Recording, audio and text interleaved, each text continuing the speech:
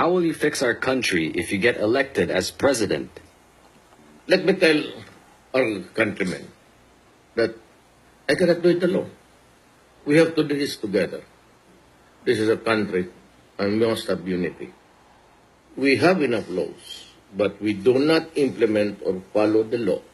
Right now, following the law is only an option for Filipinos. It should be a must. To have peace and order, we must have an adequate police and military force, and we should overhaul the entire system and even the hierarchy of the two fighting forces of our government. We should have increased their salaries and take care of their families so they do not have to take bribes and they have to work with pride. Ang pinaka-importante po ay yung dignidad ng tao. At naman sa sweldo lang, na sana mabubuhay sila ng marapat-dapat. The only way to do that is really na increase the salaries. Kasi talaga ngayon mababa at hirap sila. The most important part in the security of our nation is to have an efficient and effective military and police. And therefore, we have to take care also of their welfare. But while waiting to perfect a system, we can call upon our citizens to enforce the law and make arrests, for after all, it is already allowed under the present laws of the land. Lahat naman tayong Filipino, we want to fix our country. Sa Davao, I have inspired them to make the city great at nagawa namin. Nagawa ko, kaya natin, kaya ninyo, and we can inspire the whole of the Philippines. It's a matter of love of country again. As president, I will enforce the law.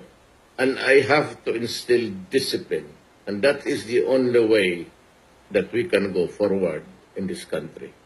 Strong leadership and a people would want to obey the law. To sustain peace, we must have progress. How do you intend to improve the economy to create jobs? In any country that has progress, there has to be industrialization. To create jobs, we must create factories. We have to build industries. We have to realize our long dream of having our own steel industry. For example, we export ores and the raw materials for steel, and we buy them back as a finished product. Compounding the expense, steel is needed everywhere. It is, as a matter of fact, the mother of industries. Everything you see around comes from the earth called steel. We generate jobs. Pati ako, nag-i-import pa ako ng steel para sa bahay ko. Our steel mill can do it for us to build our weapons, our cars, and someday we can build all of our needs in this country if we have the steel mills. Nagawa ng Taiwan, Japan, South Korea, and other nations sa kanilang steel industry.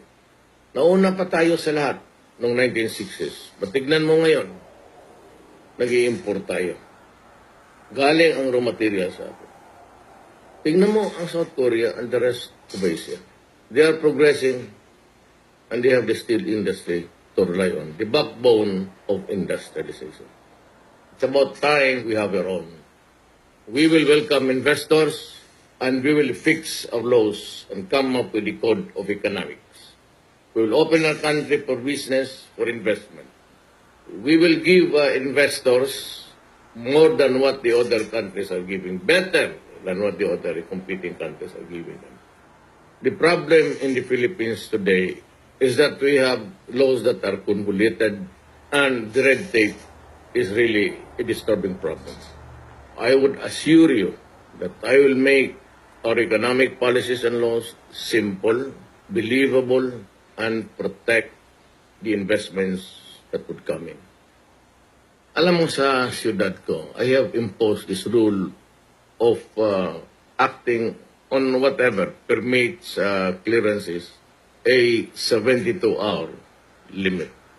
Pag hindi mo nakumpleto yan, or hindi mo ginawa within 72 hours, you are no longer allowed to release it to the person or the persons concerned.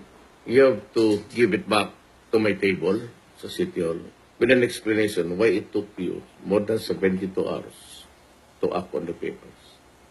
At ako naman, ang policy ko is pag may difference yung isang opisina, especially corruption, mga pixels, I go into a complete change. Chief of Office hanggang janitor. Yan ang policy ko sa Davao. Pag nagkamali, and even police, hindi lang may police dyan and there is a lucrative drug business inside the city, I will change the police and every policeman. Yung kasalanan ng isa, kasalanan ninyo ng lahat yan. Lalo na if it involves people connected with security.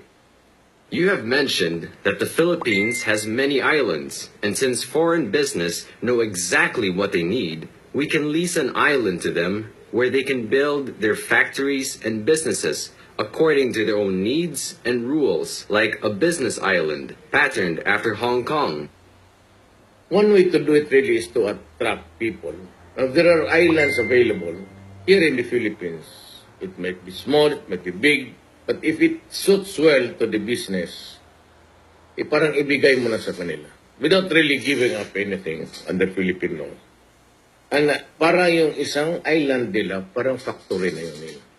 They can run their own show, discipline people there, and they can configure the island to their needs. Now, instead of a factory, I give you an island. Okay, put your business there, obey the laws of the Republic of the Philippines, and you can tailor the configurations of whatever you want in that island. Only that we would ask, would demand that you protect our environment. By doing this, we create jobs. Hindi na pupunta yung Pilipino sa labas, it creates jobs here within our borders and within our islands. And they can do business and the livelihood of the people as well. To cite to you, two countries, Hong Kong, Singapore, hindi na sila lumalabas sa bayan nila magtrabaho. Business attracts its own people and their own boundaries. Dapat ganun ang mangyari sa atin. How will you lower food cost? The problem in the Philippines today is that we lack infrastructure. Kung mahirap ang daan, and there's no roads at all, and people have to buy goods from the outside of the province or city, the freight alone will kill you. At kung walang magandang daan, mas magastos. Kasi mas maraming gasolina ang gamitin.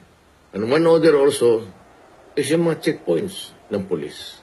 Kasi kung magbigay ka sa mga checkpoints, ultimately, itong nalugi nila na pera o inibigay nila dyan sa kung ano-ano ang mga checkpoints dyan sa highway, ita-charge doon yan sa consumer. Dapat mawala rin yan.